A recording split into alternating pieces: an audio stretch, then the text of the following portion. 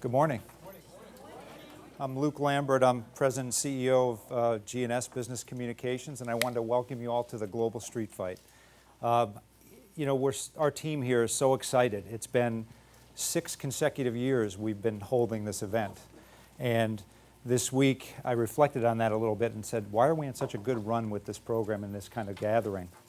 And for me, it comes down to 2 things. It comes down to the people in this room, senior communicators and counselors who are really thirsty for a dialogue about trends that are having a real impact on not only the brands but the corporations we serve. And then the other piece, and equally important, is the amazing caliber and mix of panelists who graciously give their time year after year and help dig deep and stir our curiosity. So with that being said, and I've heard a couple other speakers and panelists do this, I want to give a shout out to our Senior Vice President of Marketing, Mary Buhay, who's in the back and probably saying, don't do this, but I want to say congrats to her. She's been here for 6 years from the beginning, developing in theme and the concept and the content and cajoling our speakers and panelists to join our team. And so great job, Mary, to you and your team for doing that. I'm really fortunate that today I get to lead the first session, and it's going to be on press freedom and diversity, but I'm also going to touch on a celebration, if you will, of great journalism, not to mention music and literature as well. So I'm really looking forward to that. In a couple minutes, I'm going to bring up my 2 panelists, Marc Lacey, who's in the back right now, and Marc is the national editor of the New York Times, and Megan Mulligan, who's the deputy administrator of the Pulitzer Prizes. So a power panel for our first panel. And I think you're going to be fascinated by that discussion. I think you're going to see how their 2 worlds touch and collide in some respects. And more importantly, I think you're going to hear, I know you're going to hear about how their organizations more than ever are stepping up to promote the concept and the mission of press freedom and diversity. At a time, I think we'd all agree it's very important in our country to be doing that. So we're going to bring them up in a second. If you'd indulge me for a 30-second commercial on G&S, and somebody can time me, I guess. G&S Business Communications, we're based we're headquartered here in New York, but we have offices in Chicago, Raleigh, North Carolina, Basel, Switzerland, and we also have really strong resources in over 50 countries because of our global network, PROI. We're a fully integrated firm. That's the commercial. If you have any other questions about the work we do, the clients we serve, you've got some G&S colleagues of mine here, and I'm sure they're happy to answer any questions. So with that, I'm going to invite my panel to come up. And they've got plenty of time to get settled because there's one other thing I wanted to do. I'm going to ask you to. You guys all received a bag with a book in it. And if you could take it out, because you're going to, the book is titled Unseen. It's a gift to you because, yeah, you can make it. Yeah, just maybe sit right on the end and Mark here. Great. It's a gift for taking time out of your busy schedules to be here. But you'll note on the list of authors on the bottom is Dana Canedy. And Dana is the newest administrator, you're going to hear more about her, of the Pulitzer Prizes. Some of you may recall she was our original panelist this morning. And she got called away to Norway. And talk about gracious. I mean, she stepped in and worked with Mary, and thank you both for filling in so much. And to get a replacement group as esteemed as this, I think, I don't even want to know about the arm twisting that went on behind the scenes. But with that, I'd like to maybe kick it off and talk about Unseen. So I'm going to step up. And Mark, I'm going to start with you. Sure. Let's talk about Unseen. Oh, good. You can see what everybody else is seeing. Dana was one of the, I know she was pushing hard to have you involved because she said you were a very, very instrumental person in bringing this project, making it a reality. And I was hoping you could just give us some background and how the book came to light. It's literally a treasure trove, and I wondered if you could explain a little bit. So before Unseen became a book, it was just a pile of old photos on Dana's desk in the newsroom. And she called me in and said, you have to look at these, you have to see this. And a photo editor who loves to dig through the New York Times archives had been looking for something special to do for Black History Month and had found all these old photos in our archive. And the thing that stood out about the photos is that none of them had ever run in the New York Times. So we had taken the photos, but we had never run the photos. And there were just piles and piles of them, and she was looking through, and there's one that you can see here, the photo of Martin Luther King here, we had run 1 million times. That was sort of a classic portrait that we ran many times. But it wasn't clear where that was taken. And the other photo here shows that was during a TV interview. And so it was just full of dramatic images of Black history that had never run in the New York Times. And so we have a team that started about 2 years ago called Race Related. And this is a team within the New York Times. It works across departments, and it's designed to sort of beef up our coverage of racial issues. It involves every imaginable department. I'm the coordinator of it. And Unseen was the first project of the race-related team.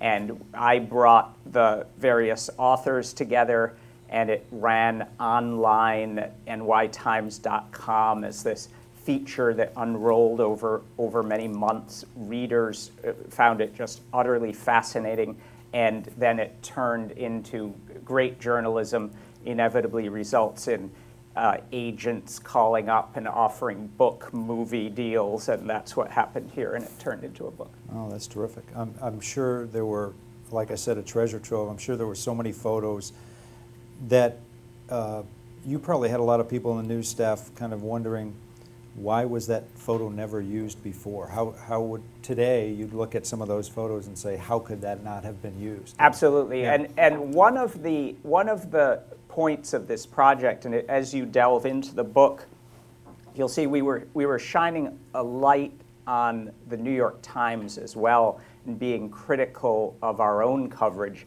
And at the time that these photos were taken, we had an all-white photo editor staff.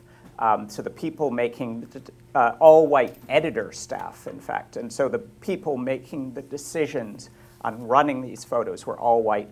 And most of the photos were taken by white photographers, although some are by black photographers. But the decision on running the photos was by an all-white staff. And that was interesting. We pointed that out. We tried to reach some old retired photo editors and ask them why they didn't run the photos. One of the really exciting things about this project, and as you delve into the book, you'll see this, is that we ran some of these photos and we asked readers if they knew anything about the photo. So if you look at the cover there's some kids. There were many photos where we had no idea who was in the photo, and readers wrote in and said, that's me, that's my grandmother, and so it's really exciting, surprising as you see this, and we were able to solve a lot of mysteries on who's in the photos. Yeah, terrific. I think the next slide is relates to question number 2. You just mentioned a couple minutes ago Race Related, which if you haven't subscribed to the newsletter, is it every other week? It's every week. Every week now? Yeah. It's a really great project that the Times launched, and I'd love for you to just spend a couple seconds talking about the impetus for it. So it started. So it's a free newsletter that's emailed to you. You go to nytimes.com/race-related, and then you get that prompt. Put in your email address. It arrives every week. It basically came about during, remember Ferguson, seems like so long ago, Ferguson, police abuse, Black Lives Matter was the big rage in the country. And we were looking for ways to cover sort of the racial strife. All that Obama was president, race seemed to be a big subtext to the national conversation. So we decided that the way to do this was to involve the National Desk, the Washington Bureau, Metro, culture, sports, all across the Times. So we brought everybody together and we produce a newsletter that's supposed to just capture the complexity of race. It says provocative reporting and discussion. And it's been going on for close to 2 years, and I find it produces some of the most fascinating stuff that the New York Times produces. Yeah. It's a total now it's an interdepartmental effort, which is impressive, I think, and a refreshing approach. What do you think, and I'll move on in a second, but what do you think it's done for your reporting overall? Well, one of the New York Times business model has completely changed, and I won't go into detail here, but we now rely on we're a subscription business more than we are an advertising business now. More of our money is coming in from digital subscriptions, from print subscriptions. So we need engaged readers. We need people that believe what we're producing is worth paying for. And what this has done is connected us more with readers. There's a big reader involvement aspect to race-related. We're really trying to prompt conversations among all Americans, whatever someone's race. Race is a big topic in the country, and so there's a lot of we involve New York Times readers in the discussion, and it really, really resonates, and people write in droves, and they see themselves reflected in the coverage, and it's really sort of the future of journalism is we don't just do it ourselves in our little tower, but we involve the people, the people who are reading us. Oh, that's great. Next slide. We did a little. This is actually, that's a great segue, because we did a little snap poll at GNS with several statements, and you're going to see them sprinkled out this morning. This is one of the statements. I think we had about 500 plus respondents, so a pretty good representation of consumers.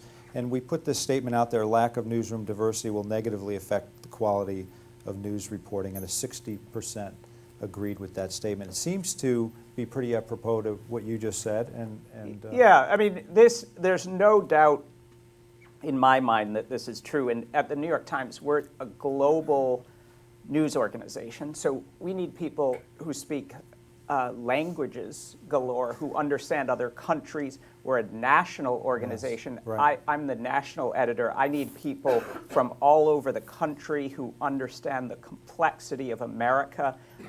So newsroom diversity to me is that everybody can't be the same. Everybody can't be from one part of the country. We need a diversity of views and understanding and languages and everything, really. Yes. Yeah, terrific. Megan. Yeah. Yeah, you're not going to get off that easy. Let's move from the diversity of the newsroom, really, and reporting to, as I said earlier, the celebration, if not the recognition of great journalism today. You guys at the Pulitzer Prizes are hot off of, forgive me, is it 2 weeks ago now? Yeah, you had your presentation. less than 2 weeks ago. So there's a photo that we'll show.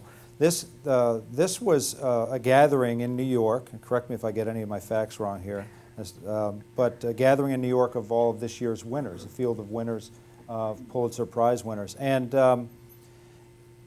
well, first off, for those celebrity watchers, anybody, if you can point out Kendrick Lamar and Ronan Farrow.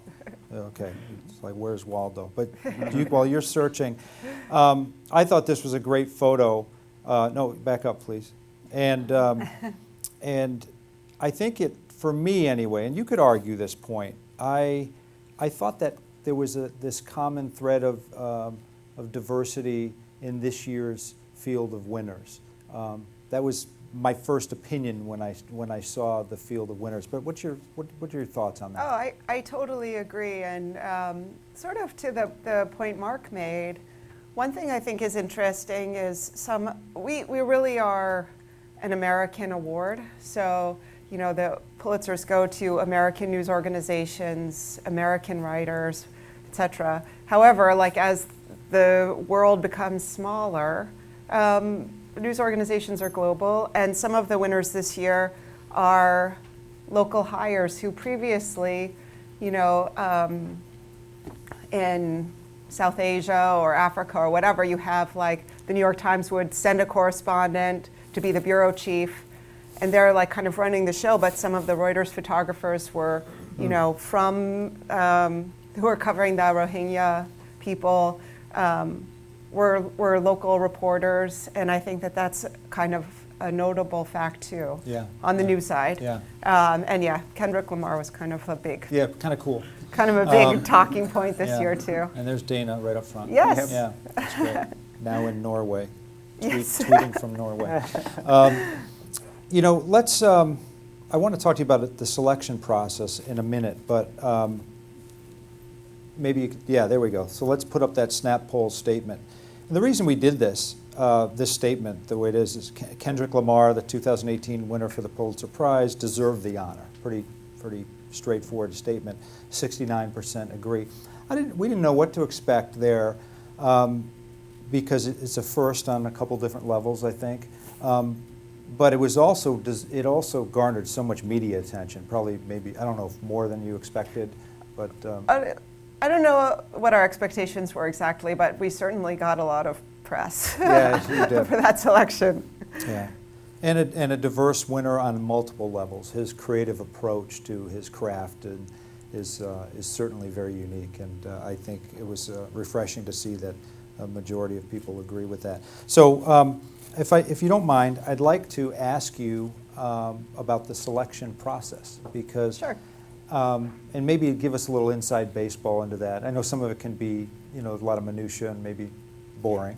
Yeah, right? I'll try to keep it high level, but anyone who wants to know, we're an open book here. Yeah, definitely love to hear some of the inside baseball on that because especially, Sure. I guess, I'm embarrassed to say, I didn't know that it was a self-nominating process. Yeah, I think Yeah. a lot of people don't, and a lot of prizes, they kind of pick people, themselves, which we don't do. So basically anyone can nominate themselves for a Pulitzer Prize. I mean, there are rules, but pretty much anyone can do it.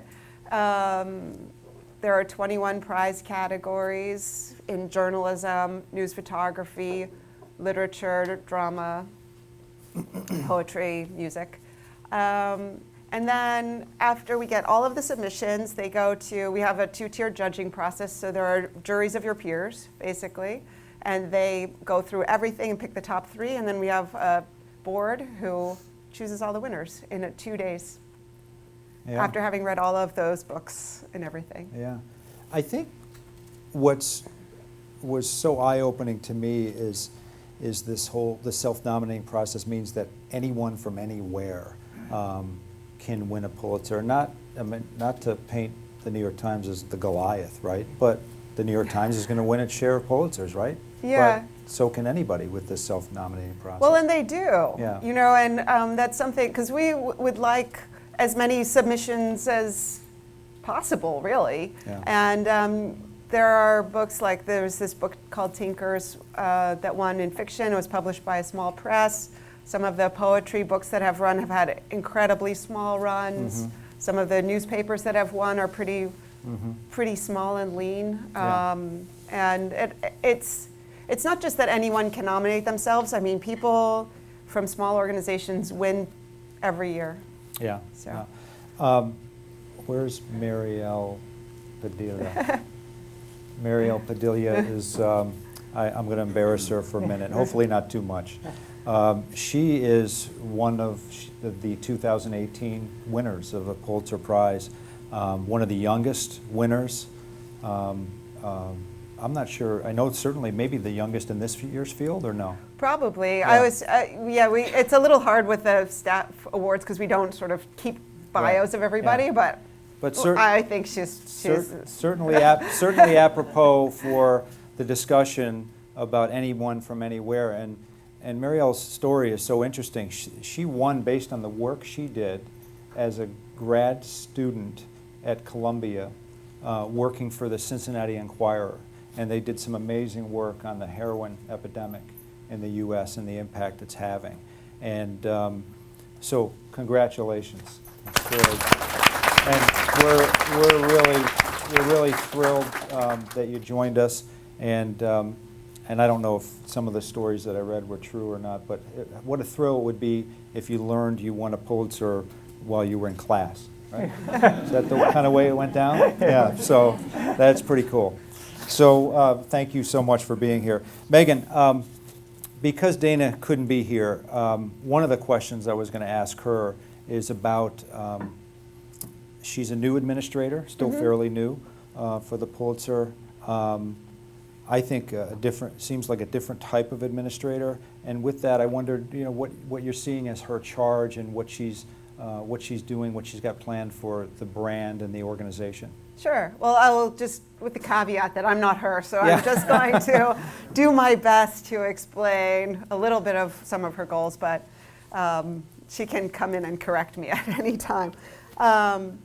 So she's like more of a mid-career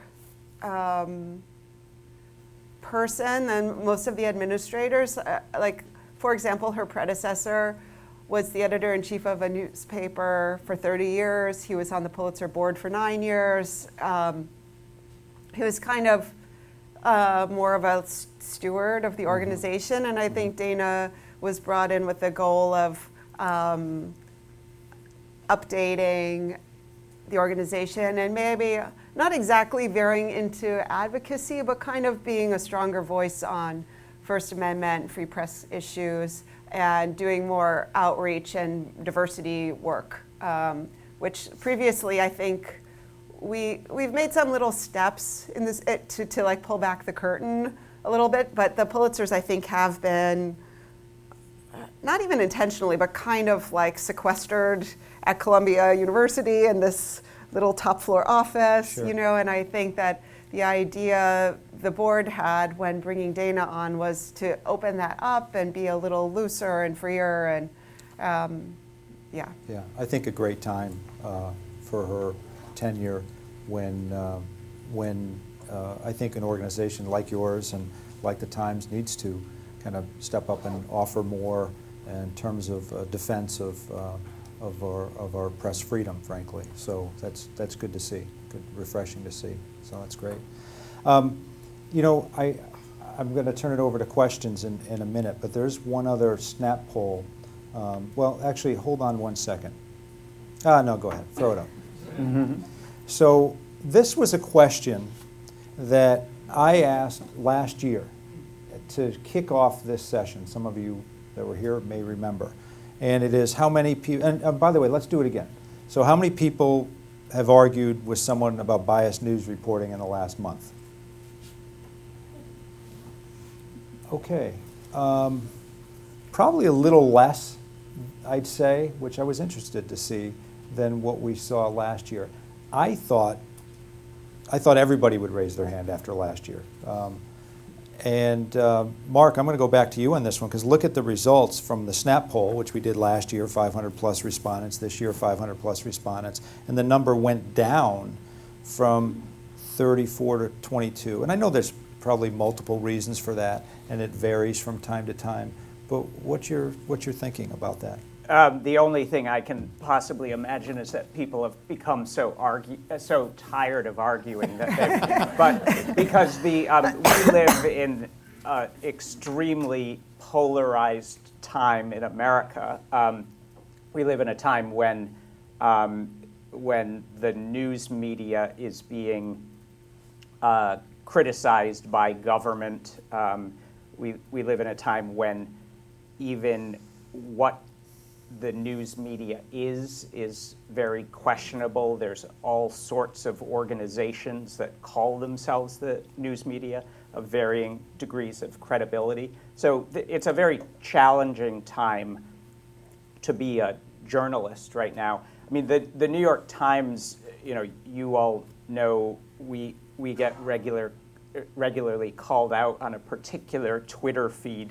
And what's really interesting about that is that when we are called failing and when we are called fake, there is a direct relationship between that and rising subscriptions, and it's actually been charted out with like the tweet, and then then they've mapped over it digital subscription. So we don't mind that, but it is really tough. I mean, I'm in charge of 40 national reporters all across the country, and they're out trying to report the news, and they're subjected to not criticism. Everybody should be criticized and have to deal with that, but really sometimes just sort of abuse from people out in the country who blame them for the woes of the country, and so it's a challenging time. It's a tough time. Yeah. I would say, and I don't want to dwell on it too much, but maybe part of the reason of the decline is I think readers are thirstier for more knowledge and maybe getting a little bit more sophisticated. I know there's organizations that are helping young students in school learn how to separate fact from fiction, how to read news. So I think people are getting smarter, and I think the news organizations, I'm impressed with the transparency that's now going into like you said, pulling back the curtain a little bit about how stories are being developed. I think that's also been very helpful too. So that's good. With that, I think we want to turn it over to questions. Yes? Mark, it looks to me like the Times is also trying to address historic gender discrimination by running obituaries of women that haven't run before. Is there a team to address the gender discrimination? Yes. Overlooked was the name of that project, and there is now a team, a gender editor, a team of people sort of similar to the race initiative across departments, and that was, if you look at our obituaries over the years, they skew dramatically male, as though prominent women were not dying over the years, and we were covering prominent men, and there's a lot of reason. You can come up with all sorts of justifications for this. Clearly in the political world, were the majority of the people over the last century were men, not women, and we cover those people, and you can sort of justify it in all sorts of ways. But the bottom line is that there's also just plain bias that was baked into the decision making over the generations. And so what we've been doing is going back and writing obituaries about prominent women that should have had obituaries that never had them in the New York Times. And it is just dramatic to see some of the people that we overlooked. And if you want to, the decision-making process at the New York Times is utterly fascinating. The meetings where there's spirited debates over what gets on the front page, what is covered, what isn't, are really spirited. And some of the most amazing debates I've been in were over obituaries, because an obituary, someone dies, and there's some people in the newsroom who have never heard of that person, based on where your age and what's important to you, and to someone else, this was the most important person of your young life. You grew up with this person on TV. This was a sports star that sort of made your childhood. And so there are battles over obituaries at the New York Times. Oh, interesting, very interesting. Other questions? Um, Catherine. Yes, yeah, thank state you. your name. Sorry, Catherine Hutton with Yeah. the Better Business Bureau. So your program, Race Related, very focused. I noticed the Washington Post also has a new feed they call The Lily, which is women's stories that aren't getting published otherwise.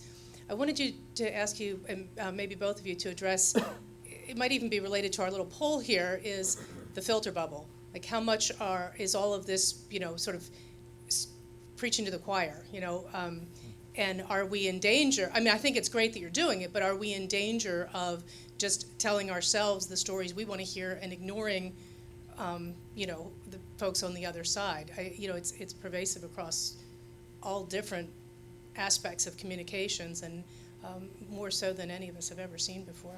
Yeah, it's a good question. I'll take a stab and then do it to you. I mean, the more people are reading New York Times journalism today than ever before, by many multiples. The digital revolution means that our journalism is sent out to places where we could never get the print paper, or it would take weeks or months. And so the journalism is read by tens. When I was a reporter, I always used to think, the Sunday circulation was 1 million, and I would imagine there are 1 million people I was overseas. I would imagine 1 million people holding up my article, reading it at the same time, and that felt great. Now there are tens of millions of people reading the journalism. So in that sense, it's greatly expanded. There is this, we tend to gravitate to news organizations that sort of back up our political beliefs, and so there is no doubt that that the bulk of our readers are more on the liberal end of the spectrum than the conservative end of the spectrum. But we do not edit the New York Times to satisfy or please the liberal audience, and my goal is to challenge and provoke and prompt our liberal audience to. I want them to learn something, and and I want our journalism accessible and read by people across the political spectrum. That's my goal. So these initiatives, one thing they do is they bring readers into the New York Times who are not currently reading the New York Times, and that's one goal for them. So they're out on social media, and people read them and then come in and begin reading other New York Times journalism. So that's sort of how one thing that they're designed to do is to reach new audiences.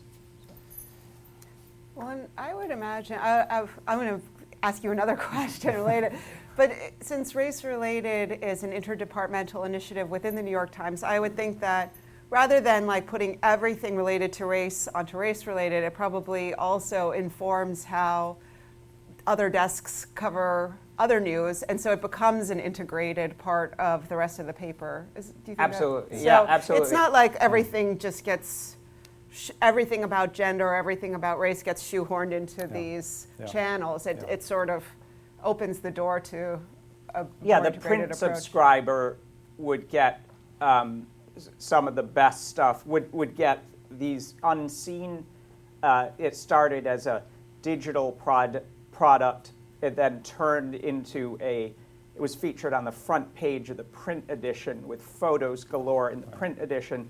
It turned into a book. But it was accessible to a lot of different audiences within the Times. And I guess we now don't view our readers as sort of one audience. There's many audiences, and Great.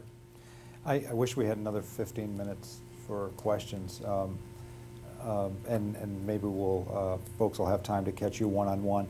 Thank you so much. I think this was a great discussion. I know for me as a communicator, I think it's a good reminder for all of us as communicators that we all need to kind of work together to do our part to advance the mission of freedom of the press. The project I mentioned earlier, I know our industry is doing the part. The PR Council has got that. The project I mentioned earlier was the News Literacy Project, and I think it's an example of how we can all work together to keep it moving in the right direction.